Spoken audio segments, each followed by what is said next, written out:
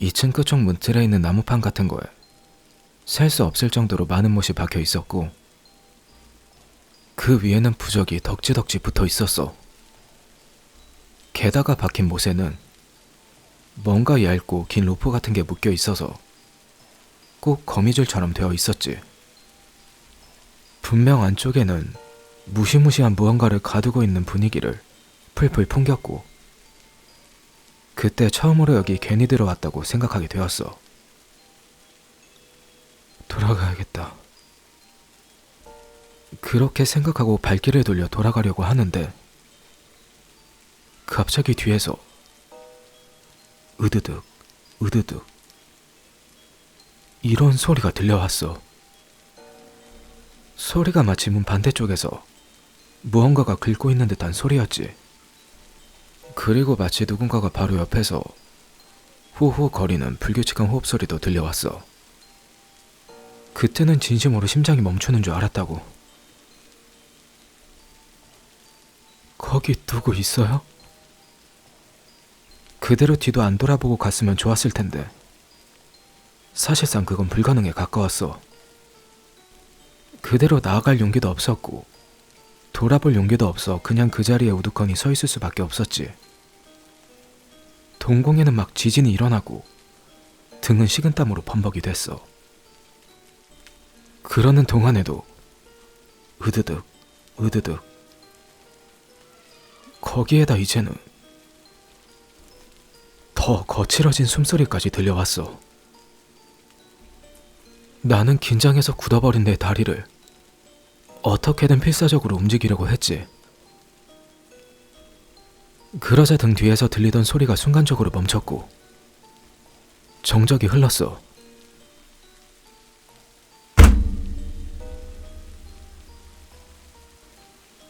그러다 갑자기 쾅 하는 소리가 나더니 으드득 으드득 하는 소리가 다시 들려오기 시작했어. 믿을 수 없는 사실이었지만 이번에는 그 소리가 내 머리 바로 위 천장 쪽에서 들려왔어. 방금 전까지만 해도 분명 문 반대쪽에서 들렸었는데 그게 순식간에 머리 위로 이동한 거야. 다리가 벌벌 떨리기 시작했고 이젠 내 인생은 끝났다고 생각하며 마음속으로 살려달라고 몇 번이나 소리를 질러댔어.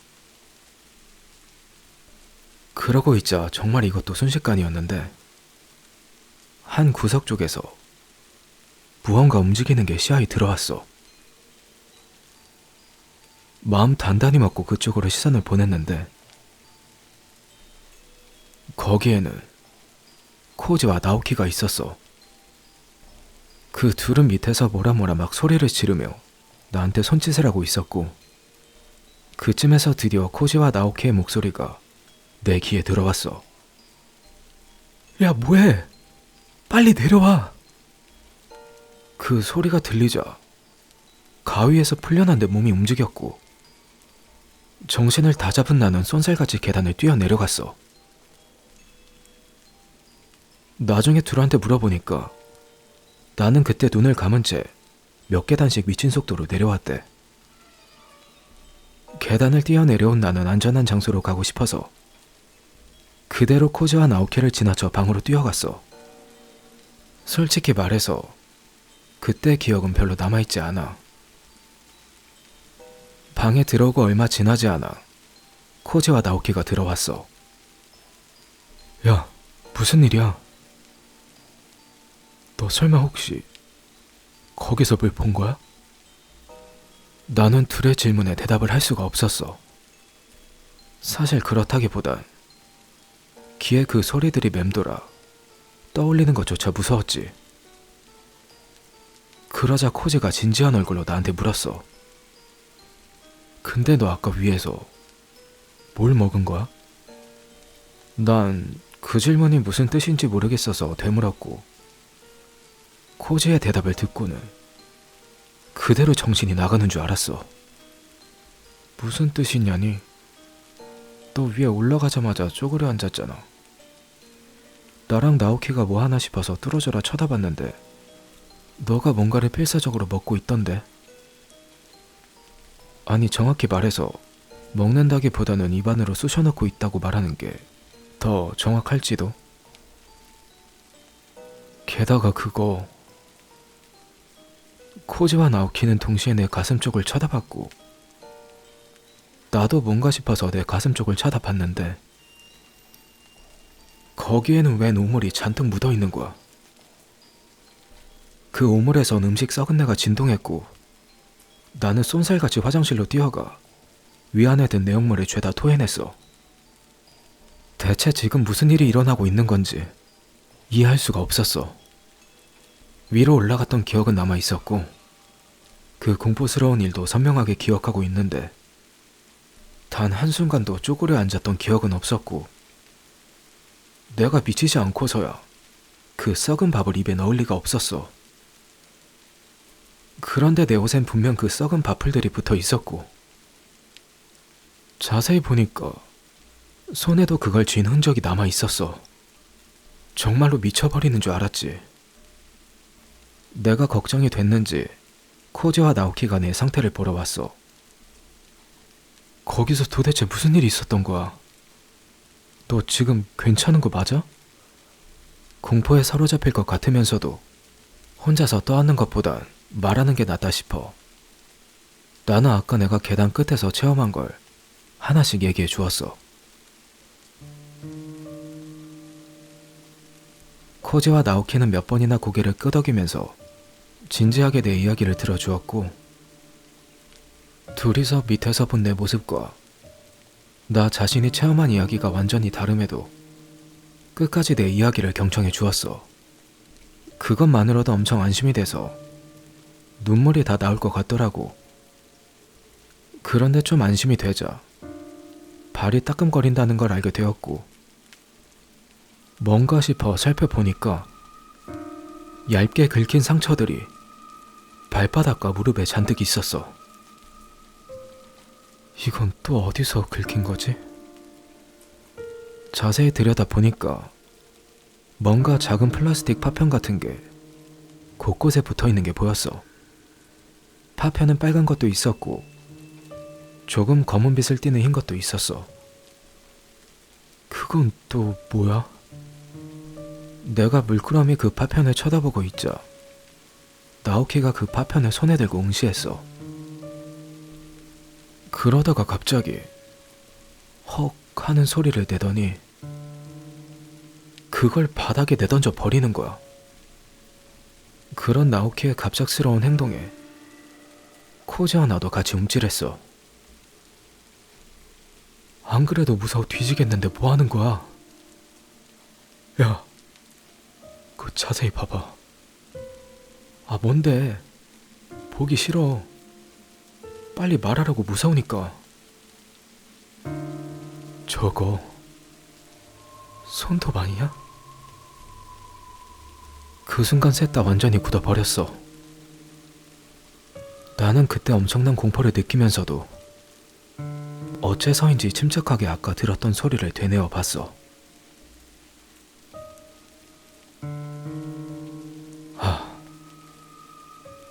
그 소리가 손톱으로 긁던 소리였구나.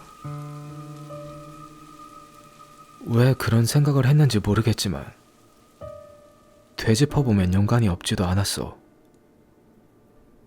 계단을 올라갈 때 들렸던 타닥타닥 하는 소리도, 무언가를 밟고 있었던 감각도,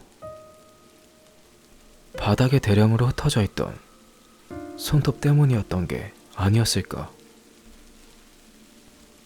그리고 그 손톱은 벽 반대쪽에서 필사적으로 긁어대던 무언가의 것이었던 게 아닐까. 아마 쪼그려 앉아 밥을 먹었을 때, 공포에 질려 계단을 미친 듯이 뛰어내려왔을 때, 그리고 바닥에 잔뜩 어지럽혀져 있는 손톱 파편 때문에 다친 거겠지. 하지만 그런 건 이젠 상관없었어. 분명한 건 더 이상 이곳에 머무를 수 없다는 거였어. 나는 코지와 나오키에게 말했어. 더 이상 여기서 일 못하겠다. 나도 그렇게 생각하고 있었어. 내일 안주인한테 말하자. 말하고 가게? 어쩔 수 없잖아.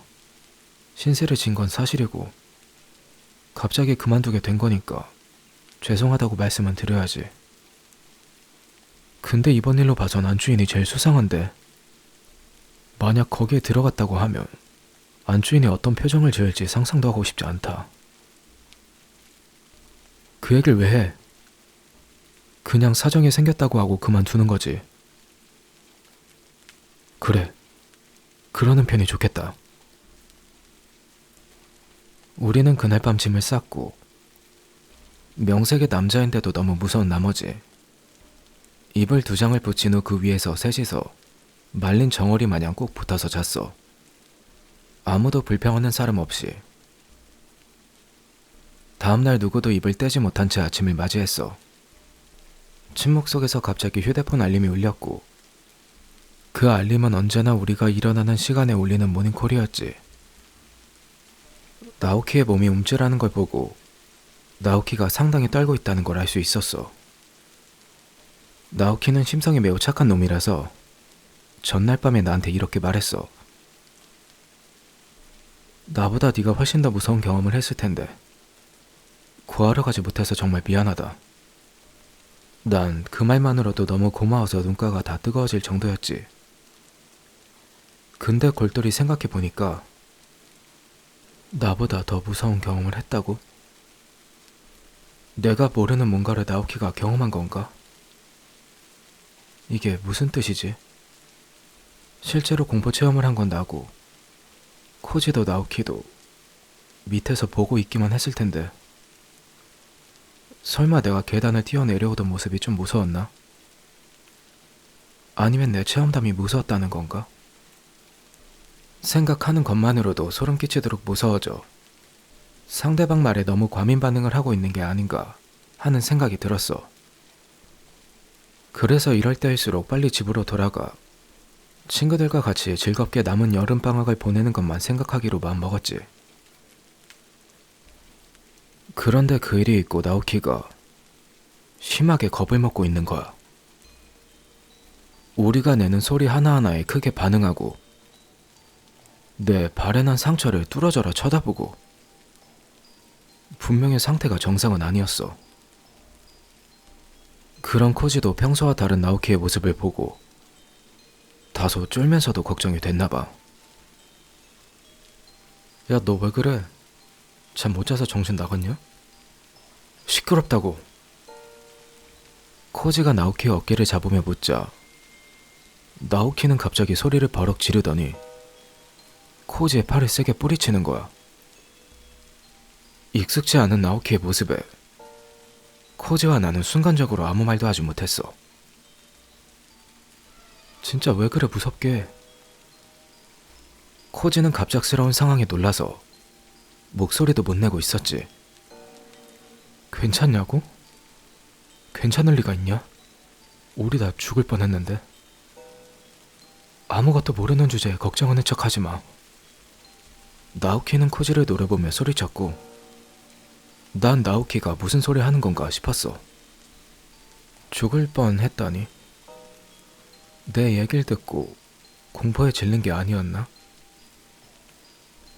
코지와 나오키는 같이 어울리는 친구들 사이에서도 특히 사이가 좋았는데, 보통이면 코지가 나오키에게 장난을 치는 시기였고, 아무리 심한 장난을 쳐도 나오키는 단 한 번 화낸 적 없이 분위기에 맞춰 주었고, 나오키가 코지에게 소리를 지르는 건 단 한 번도 본 적이 없었는데, 물론 당사자인 코지도 그렇게 당황한 적은 없었을 거야. 코지 역시 지금껏 본 적이 없을 정도로 울먹거렸어.